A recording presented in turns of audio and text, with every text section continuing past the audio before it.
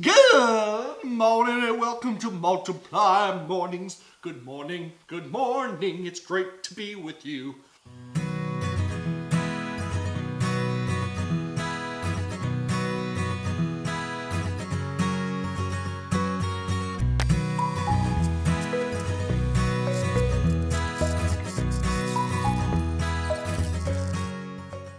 So guys, today we're breaking down the stories, and I just wanted to start off with this story because I understand part of the logic of it, but yet I still think it's so flawed. And that is the minimum wage debate that's raging right now. If you haven't seen, there was protests in like Chicago, New York, and LA last night. Dozens of people were arrested in this, and basically I'm not going to get into the whole story about, just the stuff that's going on, the protest stuff. I want to talk briefly about why this isn't a good idea. Because I think so much of our society is me now, woo, let's get it, because we have Amazon where I get free 2-day shipping. We got Netflix where I get like 100,000 shows anytime I want it. We just don't have to wait for anything anymore. And I think there's a problem with that. And in this minimum wage, what we see is a very clear picture of that. If you don't know, this minimum wage hike, they want to go up to $15 an hour. There's several problems with that. First off, let's just think about it from the point of a worker, right? So let's say, I'm working and I get paid a really good wage of around $13 an hour, doing some sort of labor that I have got skills for. I get paid pretty good. That suits me. You know what I'm saying? And so I've been working hard. But then all of a sudden now there's a wage boost, right? And so everybody's wage goes up to $15 an hour minimum. Now it takes me, who's invested, learned skills to get this job, yet now some guy who just walks up the street to McDonald's or anywhere who has no work experience, nothing, they get paid the same as me, but my company's already giving me technically a $2 raise. Now that's one of the problems. Second off, as a company, so let's say I own a grocery store, Dan's Grocery Shop, and we sell you everything from milk to staple guns, basically Walmart, but just Dan's, grocery shop. So while I'm there, I pay a kid $7.50 an hour to go through. That's Missouri's minimum wage, I believe. He goes through, he's stocking my shelves more. He just comes into work every day, nothing, just puts him there. It's a good wage for me, 16 years old. Come on, what's he need that much money for? So as the kid's stocking the shelves, it currently costs me $7.50 to do it. Now, this would literally double that minimum wage. Now I'm paying double for that cost, which means that now I've got to sell that thing he's stocking for rather than 50 cents. I got to sell it for like $1 because I have to pay double what I'm doing there. And that's all the way down the chain from the time that they make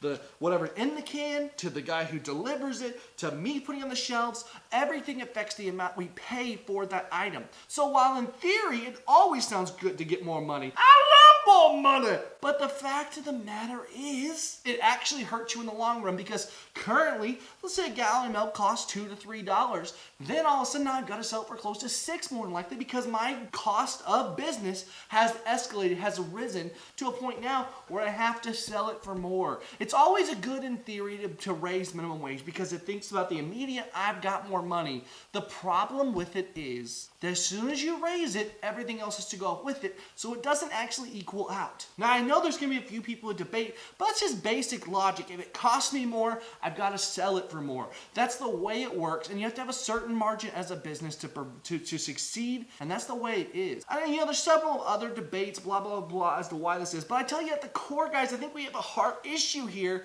is that we want everything now. We don't want to work for it. We want to have it right away, and I'm not saying minimum wage isn't a good thing. Obviously, protecting the worker, protecting that we get paid a certain amount, but really, guys, what we need to look at is everything else overarching around it, because, we need to look at education stuff to make this better so that there is more to go. But just blanketing, giving this thing, I don't think is the solution at all. But let me know in the comments down below. Do you agree with me? Do you disagree?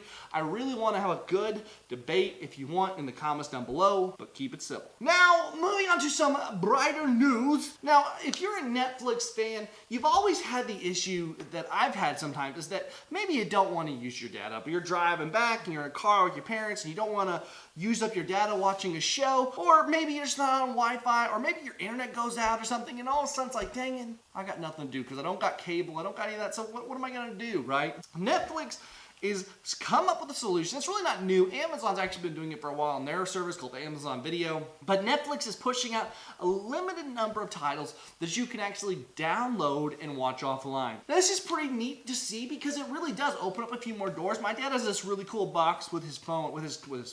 My dad has this really cool box with his Dish Network, where it's a little box he can plug in. It's like 2 terabytes or something like that, and it plugs it in there and it pulls off as much as he wants. Basically, it creates its own Wi-Fi network so that he can watch his shows offline. Like if he goes to a camper or something where he doesn't have his dish, he can watch all his recordings there. Pretty neat. This is kind of a similar thing, and then all the titles you love to watch, that you can take them with you and not have to have data when you're in your camper where you get no cell phone signal or anything like that. So it's kind of cool. But there's a few caveats to this. It is a very limited number of movies right now and shows. Parks and Recreation's on there, I believe, Mad Men, and a few others. I haven't actually got a chance to go look at the list completely yet, but it should be pushing out. If you don't have it yet, it should be there soon. So let me know in the comments down below what you think of Netflix doing that. And on to our final story of the day. What? Story of the day is this right here. That is, a man in New York City stole 1.6 million, I think it's 1.6, right? $1.6 million in gold flakes from a armored truck. Guys, this is just, first off, let me just tell you how they were storing this in the armored truck. It was in a bucket. Now, I guess, what are you going to do with gold flakes? I don't know. But I do find it funny that there is an 86-pound bucket of gold flakes just sitting in the back of this truck. I feel like there's a better way to transport it than that. But, so what basically happens, like, the guy who was the driver of the armored truck, like, went away for just a second to grab something, which already sounds like a no-no, because, I mean, come on. Somebody sees an outlet, like, I don't know what's in that bucket, but I bet it's worth some money because it's an armored truck. I'm just going to grab it and run. This guy obviously did it. And so he takes off with this. They believe he's somewhere in Florida. They're asking for your help in finding him. But I find it so funny, first off, just because $1.6 million in gold flakes. Like, what are they doing that they have that many gold flakes? Second off, why are you keeping it in a bucket? And third off, what's this guy doing going to the truck to get his phone? He's supposed to be watching the truck with the $1.6 million worth of gold flakes. It's a little puzzling, and I wonder, could it be an inside job? I don't know. But I want to know. I want to know. Help us find this guy. I'm curious to see. I want to hear the story, quite honestly. But check out the story down below, guys. And that's the last story of the day, guys. I tell you, it's funny. It's crazy. It's like, I don't know. You can definitely blame the guy for taking it, but it's like, there's a lot of fault to go around in this story, basically, is what I'm trying to say. And let's move on to our focus, guys. Now, today we're still in Psalms. We're still plugging away to just chug along. I think I can. Did you watch that show as a kid? Because I did. But we're sitting here, we're in Psalms 31. It's verse 21 through 22. And I think this is really cool, guys, because we find ourselves in this position a lot, I think. It says here, "Blessed be the Lord, for he has wondrously shown his steadfast love to me. When I was in a besieged city, I said in alarm, I am cut off from your sight. But you heard my voice, my pleas for mercy, when I cried for your help." Now, I think this is so cool, guys, because I think there's two things here. First off, David is sitting here, and he's in a moment of weakness. He talks about when I'm in a besieged city, surrounded on all sides, what that means, locked in, he can't get away. And yet here he says, I cried out in my moment of fear. God, you just must not be watching. But God heard him, and I think there's something to be said here, guys, because sometimes in life, we feel like we're cut off from God. And so often, because, we obviously listen to that still, soft voice, crying out in the night. And sometimes we get scared that maybe God doesn't hear us. Maybe God doesn't know. But David's sitting here and he realizes the faithfulness of God at this point in Scripture. And I think there's something about that we need to grab a hold of, is that God is faithful. It's so easy for us to point here, and all these bad things and lose out on the faithfulness of God. We've seen it throughout Scripture. I know I've seen it in my life time and time again. And here we are at this point. David is just vocalizing a point in his life in which he doubted and God came through for him. I think it's such a beautiful thing, guys, for us to reflect on this night, on this Thursday morning here, to sit back and think to ourselves, I'm not without hope, because being without hope is truly the worst point in life to be. I remember being without hope when I was 15 and I was about to commit suicide. I was scared out of my mind. I felt like there was no hope in my life, and yet what I took hold of was all of a sudden I realized that God was there the whole time and I needed to give my life to him. That's the truth. That's where we need to be, is we need to be wholeheartedly diving in and realizing God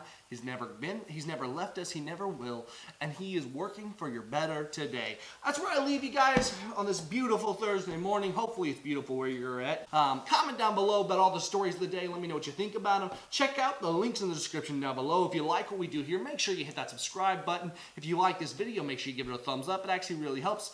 And guys, as always, my name is Dan. God bless. And I'll see you tomorrow.